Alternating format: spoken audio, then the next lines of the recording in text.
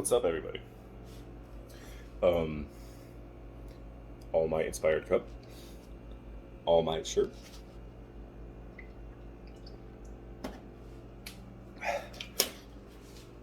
Just had a pretty intense upper body workout, and I kind of wanted to do some mace swings.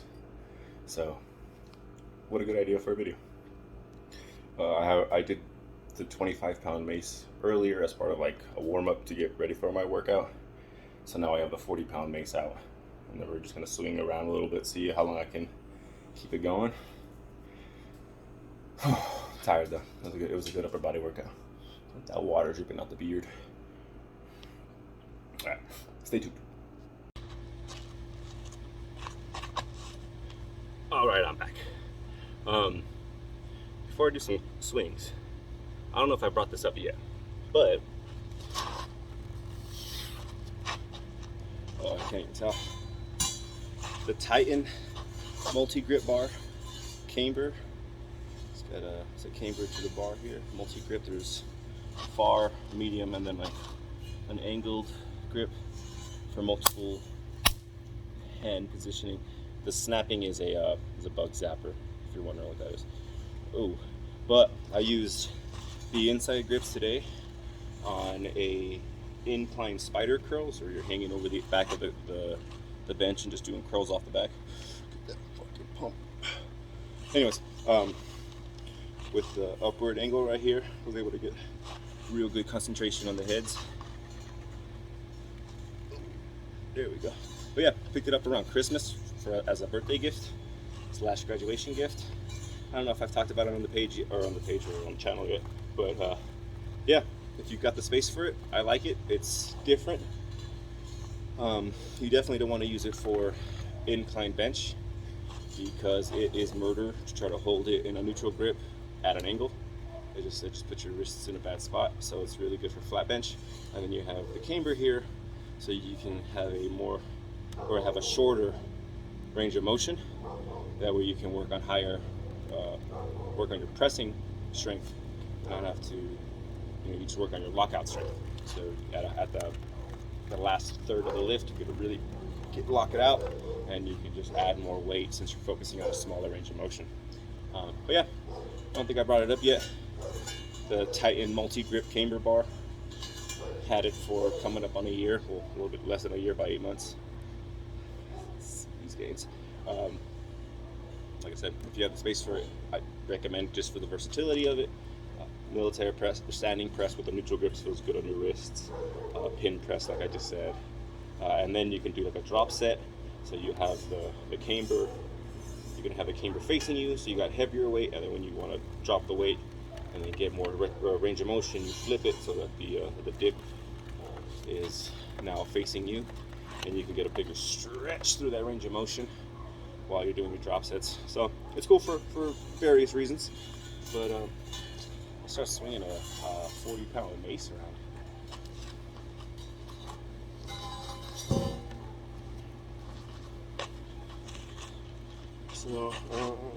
So it sits right here.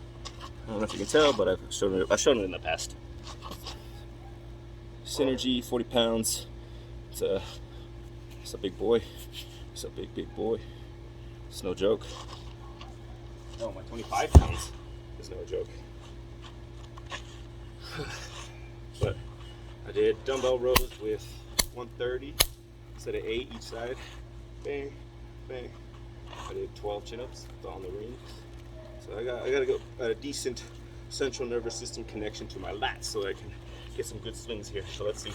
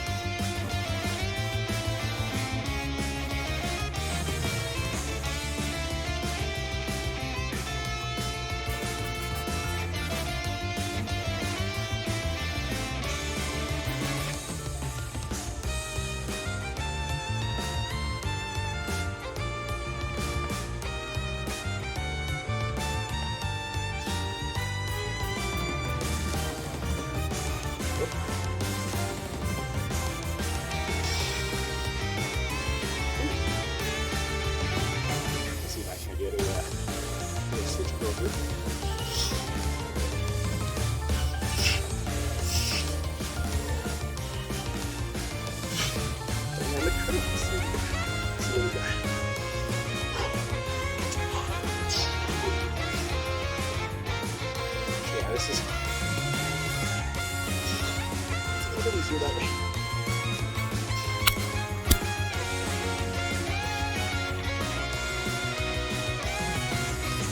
All the time on this side. I think I was a little bit more scared.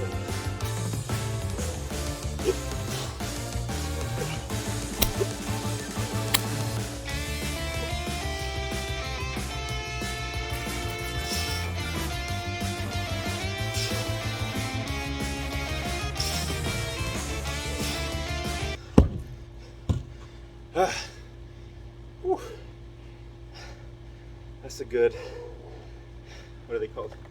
Finisher exercise. You can do some side laterals. You can do some curls. You can do some flies. Or you can swing a freaking mace around. Feel like a warrior smashing out some dragons or zombies or whatever. The thing with the mace, it's a lot of core. I mean, it's grip too, for sure.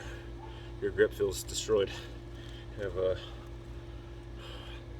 super good pump after that. But with the maces, it's a lot of core. It's if you're not really good at bracing, like bracing for a big lift, this will teach you how to do it. This will teach you how to do it because the weight moves. The weight's moving. I mean, all the weights move. That's how you get reps. But it's moving in a different kind of way, I guess.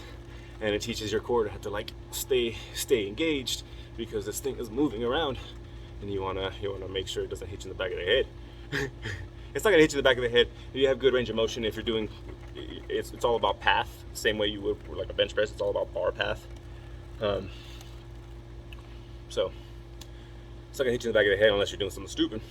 I have hit myself in the leg before, it was like one of those fluke kind of things where it was just like I don't even know how it happened, but it has happened. So that's but other than that, I mean, I haven't really had any issues with the mace or anything, but it is a test on the core and on your grip big time. Like I said, that's the 40-pound mace. That's, I mean, without getting into crazy expensive, I mean, even that was crazy expensive if you're looking at weights. Because I bought this peak lockdown, you say. So it was pretty expensive when I got it. And it was the heaviest one I could find. Because before that, the first mace I got was the heaviest one I could find, which was the 25-pound on-it mace. And yeah, it was heavy, of course, but that was still, you know, after I had done what I've done, and so I was like, all right, well, 25 pounds isn't crazy. It's heavy. It's heavy. You have to kind of check your ego at the door, choke up on the bat a lot, and then work your way down. That's a progression. You start higher up on the shaft, and then you work your way down to like, this is your bottom hand, this is your top hand, right on top, like if you're right at the base. So that's the progression for that. But I mean, even with the 25 pounds, you work your way up through that. Eventually, you're gonna need something heavier. So the 40-pound mace is something like one of the heaviest I've seen. I haven't gone mace shopping in a while. After right now, this started to feel kind of like fun to swing around. It wasn't as miserable. So maybe once I can do, you know, the throw and catch and all the other convoluted patterns that I can do with the 25-pound one, then I mean, there's not much more other than like the shovel and like, or the grave digger. There's a squat variation. There's like this one that I like to throw where you kind of like side to side. There's a couple different exercises that I can't really do with a 40-pound that I can do with the 25-pound one. But yeah, I'm starting to ramble now. It's hot. It's like 1:30 because I don't work out till after like 11, basically midnight. Most of my workouts start midnight or later, anyways. So yeah, appreciate you all hanging out. Bye. Good evening. Remember when I told you good night, I lied. So I watched earlier. I watched this video on or Kabugenhagen's channel. Totally recommend it. Dude's crazy strong. But he on this video was saying how the average male upper arm, the muscle in the upper arm, is sub 14 inches. So I looked it up, and as of like December 13th, 2018, that's what the average male arm is in the United States. It's like sub 14, and that's upper arm. So that's everything. So I wanted to measure my forearm because I got a stupid pump from it, from doing those the Mace Swings. So gonna do the succulent, juicy mountain here. Let me see if I can get a good angle on for you guys. Probably not.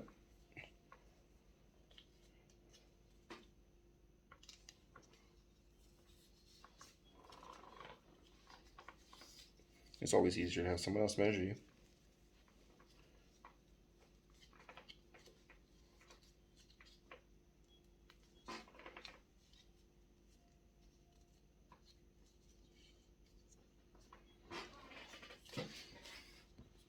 So 14 and a half, just sub 15 on a pumped forearm. The left one, you say? All right. Let's see what the left one is. So we don't favor one side.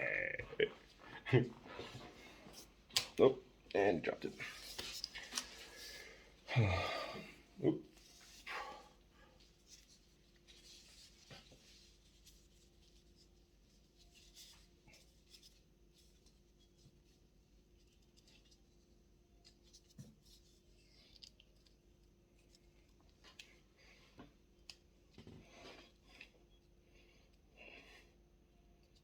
So about the same. So there's 14, it's just sub 15. Sub 15. So that's left and right. That's ridiculous, ladies and gentlemen. Well, no, it's not ridiculous. It's just the average. That's just how stats work. But that's just food for thought. I mean, you can take a measurement of your arm and you can see where you stand amongst the average male in America. 13 inches. Food for thought. For reals though. Buenos noches.